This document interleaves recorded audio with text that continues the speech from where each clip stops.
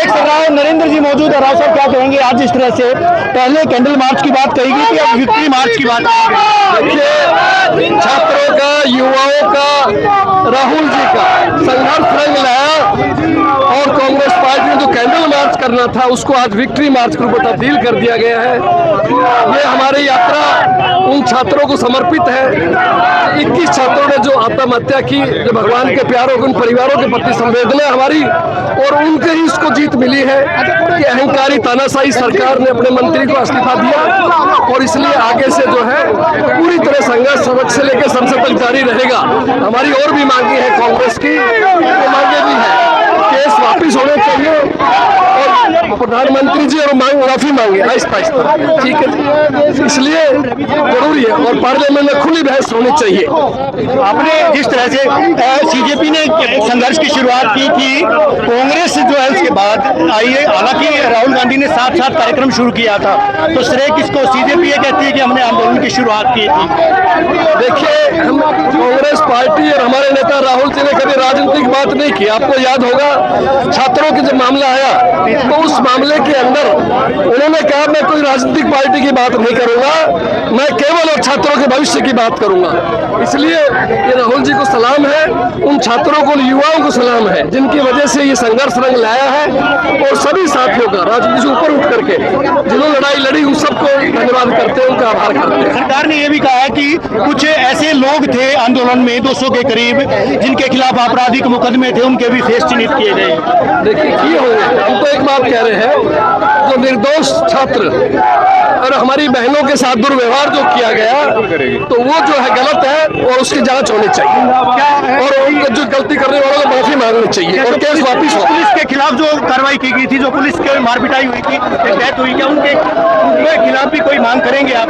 ऐसे तो लोग थे भी। पूरी तरह से इस केस की न्यायिक जांच होनी चाहिए और हमने ये कहा है कि इसके अंदर केस वापिस होने चाहिए, झूठे केस जो बने हैं। और ये हमारी कांग्रेस, हरियाणा में कांग्रेस हरियाणा में कांग्रेस बड़ी मजबूत स्थिति के अंदर है। हम लोग दौरा कर रहे हैं और पूरी तरह से कांग्रेस पार्टी सड़कों के ऊपर नजर आ रही है। बेहद शुक्रिया। हमारे साथ जो है कांग्रेस के प्रदेश अध्यक्ष राव नरेंद्र मौजूद थे। उनका साफ तौर पर कहना है कि जिस तरह से आंदोलन चला था, आंदोलन को हालांकि कैंडल मार्च की जगह अब इसको जो है विक्ट्री मार्च का नाम दिया गया है। तमाम कांग्रेसी जो है आज सड़कों पर आए थे। पहले कैंडल मार्च की बात कही गई थी, अब विक्ट्री मार्च की बात कही। हमारे नेता आदरणीय राहुल गांधी जी ने जो संघर्ष किया और हमारे जो 21 बच्चे जो भगवान के प्यारे हो गए, उनको तो हम श्रद्धांजलि भेंट करते हैं। और मैं कहूँगा ये जो आज केंद्रीय मंत्री धर्मेंद्र प्रधान का जो इस्तीफा है वो इन छात्रों का, युवाओं का, राहुल जी का, पूरे देश के लोगों संघर्ष की जीत है। बहुत पहले होना चाहिए था, लेकिन आप जानते हैं तानाशाही सरकार कभी झुकने का नाम नहीं लेती। लेकिन युवाओं के सामने, जनता के दबाव के सामने, सत्य के सामने सरकार को झुकना पड़ा। जिस तरह 700 से ज़्यादा किसान भाइयों के शहीद होने के बाद काले कानून वापस लेने का फैसला इस अहंकारी तानाशाही सरकार को लिया, उसी प्रकार से अब जब देख लिया सर से पानी ऊपर जा रहा है, पूरे देश में नौजवान सड़कों पे आ गए हैं, इसलिए एक ही रास्ता है, इस्तीफा दिलवाया जाए। तो इस्तीफा दिलवाया गया है। आज ये हमारा जो मार्च, कैंडल मार्च था, हमने ऑल इंडिया कांग्रेस कमेटी की तरफ से अब उसको बदल के विक्ट्री मार्च के रूप में किया गया है। और अभी हमारी मांगे और हैं, ये नहीं है कि केवल एक ही मांग थी। कांग्रेस पार्टी की 3 मांगे थी। सबसे पहले धर्मेंद्र प्रधान इस्तीफा दे।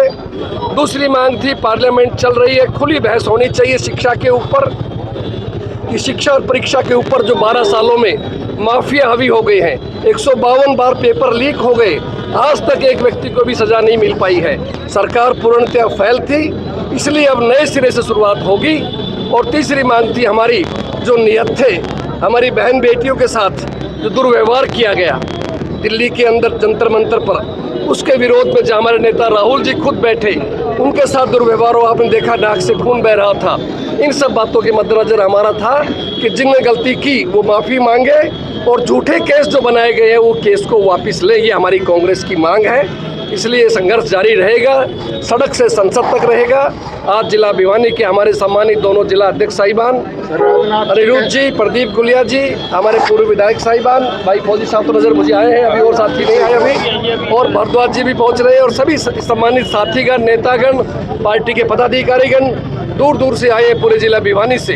तो सभी साथी आज इस विक्ट्री मार्च में शामिल होने के लिए आए। राजनाथ जी कहते थे कि यूपीए एनडीए सरकार है, इसमें इस्तीफे नहीं होते, तो क्या आप मानते हैं आप सरकार झुक गई है, डर गई है? सरकार का तो डर था। बिल्कुल, मैं कहता हूँ ये शुरुआत हुई है, जनता के दबाव के सामने अहंकारी तानाशाहों की शुरुआत हुई है, और ये आगे चलेगी बात, ये अंत नहीं है, शुरुआत है। और आगे मजबूरन आप देखने एक समय आएगा, प्रधानमंत्री को भी इस्तीफा देना पड़ेगा। कांग्रेस पार्टी के नाम से एक नई पार्टी का उदय हो गया, क्या लगता है कांग्रेस को दिक्कतें नहीं होगी क्योंकि कांग्रेस पार्टी भी एक नई पार्टी बन गई है? देखिए, ऐसा नहीं है, कांग्रेस का अपना एक बहुत बड़ा जनाधार है देश के अंदर, पूर्ण रूप से मुख्य विपक्षी पार्टी है, और अगर भारतीय जनता पार्टी बेईमानी नहीं करती, ईवीएम से हाथ नहीं मिलाती, सरकारी संस्थाओं से हाथ मिलती, तो आज राज कांग्रेस का होना चाहिए था, हरियाणा के अंदर भी, केंद्र के अंदर भी। लेकिन अब लोग जागरूक हो गए हैं, अब लोग पैरों पे खड़े हैं, और लोगों ने फैसला कर लिया आने वाले 2029 के अंदर देश में, प्रदेश में कांग्रेस की सरकारें बनेंगी, और राहुल जी के नेतृत्व में कांग्रेस तेजी से काम करेगी। सर, पहले आम आदमी पार्टी को तोड़ा, फिर टीएमसी को तोड़ा, फिर शिवसेना को तोड़ा, अब समाजवादी पार्टी का नंबर, तो लगता कि क्या वोट क्या इंतजार किया जाए, या वैसे ही सभी दल वो खत्म हो जाएंगे? देखिए, जो वो कर सकते कर रहे हैं, लेकिन फिर भी मैं कहता हूँ सत्य की जीत होती है, हर हालत के अंदर सत्य की विजय होनी निश्चित है। और आप देखना एक बहुत जल्दी एक समय आएगा जब देश के लोग इन बातों को समझ चुके हैं, 12 साल से देख रहे हैं आज किस हालत में देश की स्थिति है, और पूरी तरह से आप लोगों का मन बन चुका है, परिवर्तन होगा, प्रकृति का नियम है परिवर्तन, और परिवर्तन से भाजपा जाएगी, कांग्रेस आएगी। 2048 तक वो तो आने वाली नहीं है।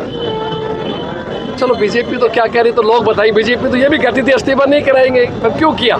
इसलिए कि जनता का दबाव लोकतंत्र में सबसे बड़ा दबाव है, और भारतीय जनता पार्टी लोकतंत्र को कमज़ोर कर रही है, संविधान के साथ मजाक कर रही है, संविधान से छेड़खानी कर रही है। लोग इस बात को बारीकी से देख रही है, और कांग्रेस का उद्देश्य एक ही है कि बाबा साहब ने जो संविधान बनाया उस संविधान की रक्षा करेंगे, और पूरी तरह से डट के मुकाबला करेंगे। राहुल गांधी ने कहा था कि 2027 में मोदी नहीं रहेंगे, क्या उस दिशा में ये कदम बढ़ रहा है? मुझे लगता है शायद ऐसा हो, प्रभु की इच्छा हो, राहुल जी की भविष्यवाणी सच निकले, और अंततः जनता के सामने मोदी जी को इस्तीफा देना पड़े। सर, मानते हैं युवाओं का जो जोश देखने को मिला इतने दिन तक, जो हड़ताल उन्होंने रखी, और युवाओं ने धर्मेंद्र प्रधान जी का इस्तीफा जो है दिलवा कर दे रहे हैं जी, कांग्रेस ने भी कहीं ना कहीं समर्थन पेश किया है। आने वाले समय को किस हिसाब से देखते हैं युवाओं के लिए? देखिए, युवाओं के लिए मैं तो सलाम करता हूँ हमारे नेता राहुल गांधी जी को, जिन्होंने युवाओं की दर्द को समझा, और छात्रों के गूंज के नाम से जो कार्यक्रम किया, कोटा में गए, देहरादून में गए, हजारों लाखों छात्र मिले, और उनसे बात की। और कहीं मैं राजनीतिक बात करने नहीं आया, ना मैं कांग्रेस की बात करूँगा, ना मैं बीजेपी की बात करूँगा, मैं केवल और केवल छात्रों के भविष्य की बात करूँगा। इसलिए छात्र हमारे लिए सर्वोपरि है, और इस बात को हमारे स्वर्गीय श्री राजीव गांधी जी जानते थे।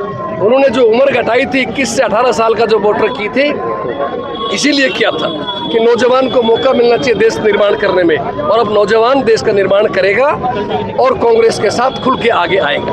धन्यवाद साहब, बहुत बहुत मेहरबानी।